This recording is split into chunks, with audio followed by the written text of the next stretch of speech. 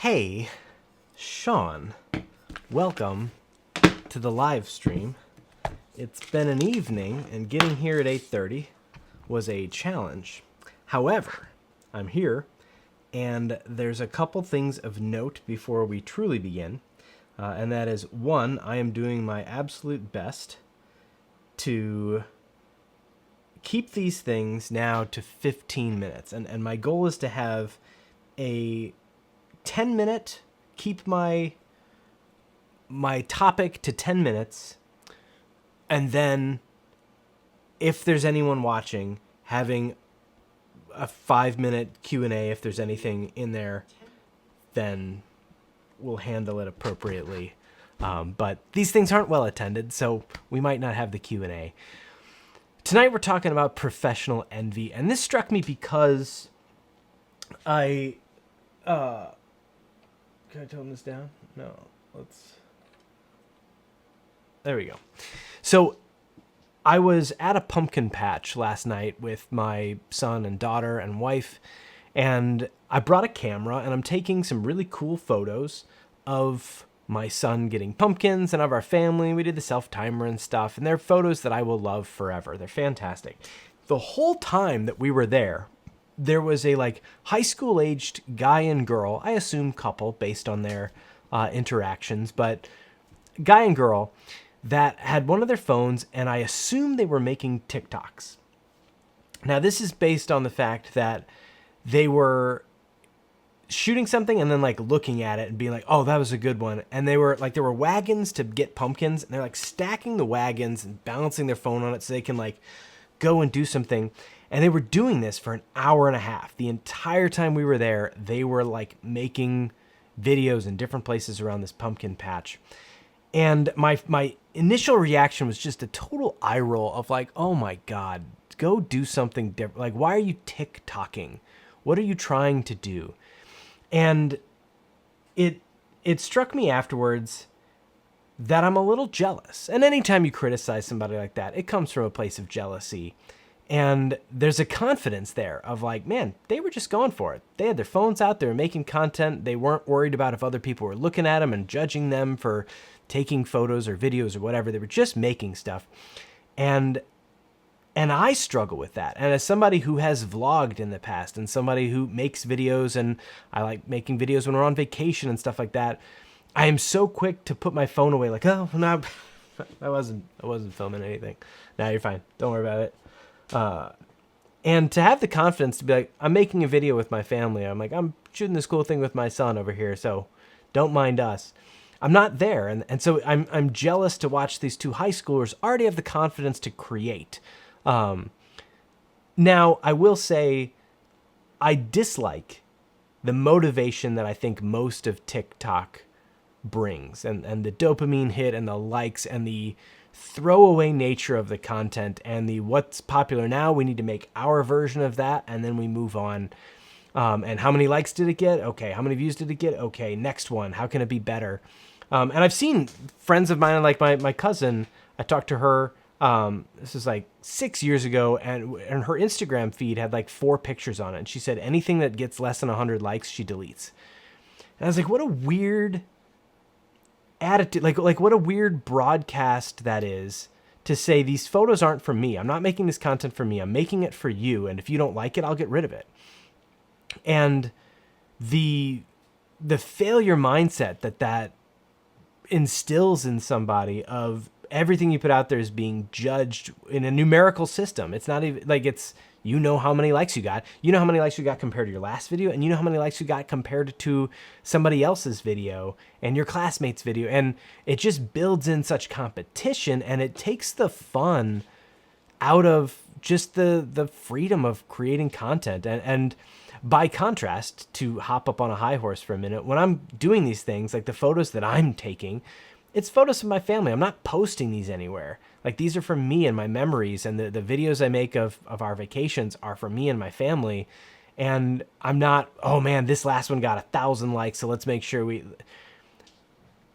I am on a soapbox with regard to that. However, making it is tough, and I genuinely admire the confidence that it takes to make and iterate a video in public, like these young kids are doing these days.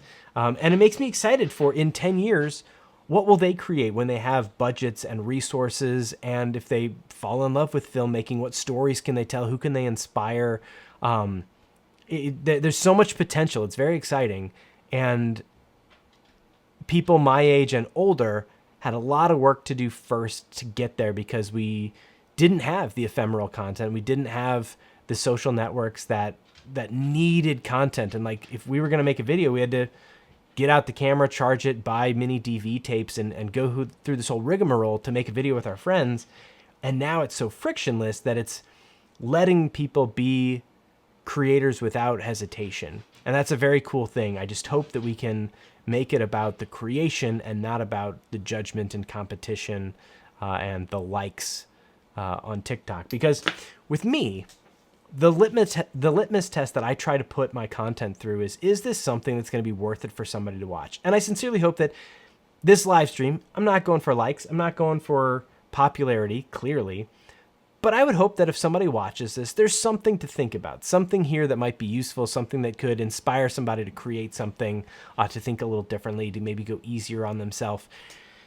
And I look at when I get sucked into YouTube's shorts, which is TikTok essentially, when I see all that stuff, so much of it, I'm just angry because it's like, what are you doing? Like, all you want is the attention. You designed a video that got views, but it doesn't help anybody. It doesn't do anything. It's just not even entertainment. It's just attention for a moment and then it's gone. And to say in 10 years, like, wow, my videos got 10,000 hours of watch time, 1 million hours of watch time. Like, yeah, well, with those 1 million hours, how did you affect the world? Did you entertain anybody? Did you inspire anybody? Did you change anybody's mind? Did you empower anybody? Like, no, you just filled some boredom while they were not reading or doing something else. And so it's a responsibility that I take seriously to create content that I believe in and to create content that I think is useful for people.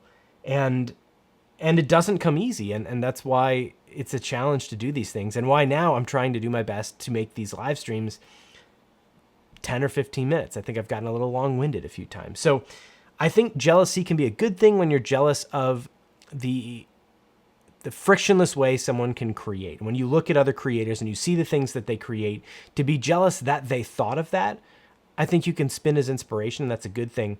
But what I see more often, and I felt it yesterday, I was walking along and I saw a sign for Old Storm Studios on this pickup truck. They were unloading some wood into a house that's being redone near my house. And I stopped and was like, hey, I don't know what woodworking stuff your studio does, but I love your logos. This old like video game looking logo. And he's like, actually, I'm a video producer. It's a video production studio, but we're just rehabbing a house right now for fun. And I was like, oh, cool. So we talked for a little bit. And then like when I went and checked out their website, instantly I saw things on there. I'm like, oh, I should have that. That should be on my website. Like I should have stuff that looks like this. And I instantly felt this jealousy of like, they're better than I am and I need to get in shape. And I had the same thing when I went back to work after my first kid was born. And I was starting to collaborate with some of my colleagues again, and all of them were so much better, and their gear was better, and their footage was better, their designs were better, their clients were better, everything leveled up. And I just felt this jealousy of like, what have I done? I wasted all this time. And I've talked about before how it only took a moment to realize that I spent my time with my son, and there's not a minute of that I would trade to be in a different place with my career, or to be working with a bigger client, or to be working with Coca-Cola, or with, whatever, working with Taco Bell instead of working with Grace Meat and 3 here in St. Louis, which I did a couple weeks ago. And it's just been this thing where I'm jealous of what other people do, but then I have to remind myself like, wait, I'm really happy where I am. I've loved the clients that I've gotten to work with this year, the Sheldon, the Symphony, Grace, the Magic House. There's been so many cool educational projects. My project, Our Little World. There's so much cool stuff, and I'm so proud of where I am, and I'm savoring where I am with my career. And when I compare myself to somebody else and get jealous, it doesn't change anything. It just makes me sad for a minute. And that's when professional jealousy can be bad, when you're just looking at it to notice your own failure and something you can't control, and to take your eye off for a second why you do it. And to look at somebody else's company and say, well, they're working with these companies. Like, yeah, are they? Are they having fun, though? And I think back to a few years ago, I was doing a bunch of work with Bayer Monsanto through a big agency and making great money with great people. But it was really boring content. And it was content that was like an internal communications thing for this massive agricultural company. And it was talking about the cool stuff. I know that company is fraught with opinions about it, but what we were talking about is sustainable cropping. And we flew to a farm in Baltimore where they were growing cover crops instead of doing fertilizer in the off season, like using worms instead of different things, like doing cool green stuff. And we were highlighting that, which was neat. But at the same time, it's like, what is this content isn't going anywhere. It's just for internal communications. They're spending a ton of money and they're hoping to raise their stock price by, a half a point or whatever. And it just wasn't rewarding. And it's a reminder that, okay, there's other people who are making polished content for, whoever, insert giant corporation ABC here. That's not what I want to be doing. And when I feel jealousy for somebody else who's doing it, it takes me a minute to remind myself, like, why am I jealous? I don't want that. I've had it. And I've seen other people do it, and it's not the fun part of this job. We didn't get into this so we could grind out stuff on the road for companies we don't care about, companies that don't resonate with our personal mission. So that's when jealousy can be bad, when you let it just minimize what you've done and make you question your choices of the things that you enjoy creating and the time that you spend creating it. So embrace that professional jealousy when you are taking the time to inspire yourself to create more frictionlessly, but leave it behind when you're worried about where another company is versus where you are. Take the techniques, don't take the status, the competition of it. That's all I got. I don't know how we did on time, but I was hoping to keep this around 10 minutes. I think I did a decent job. And my goal with these is to make it a discussion. And if anybody's got stuff that they want to throw in the comments, or if you want to be in one of these live streams and chat with me or something, there's a bunch of ways to do so here on YouTube or with StreamYard that I've used before. But I'd love to open this up and make this a more dynamic, engaging conversation and not just my opinion. So if you want to be a part of that, throw something in the comments and we'll make something fun happen. That's all I got. Have a great day or night or whatever, wherever. See you later. Bye. And since it's a live stream, I have to walk around and turn off the camera.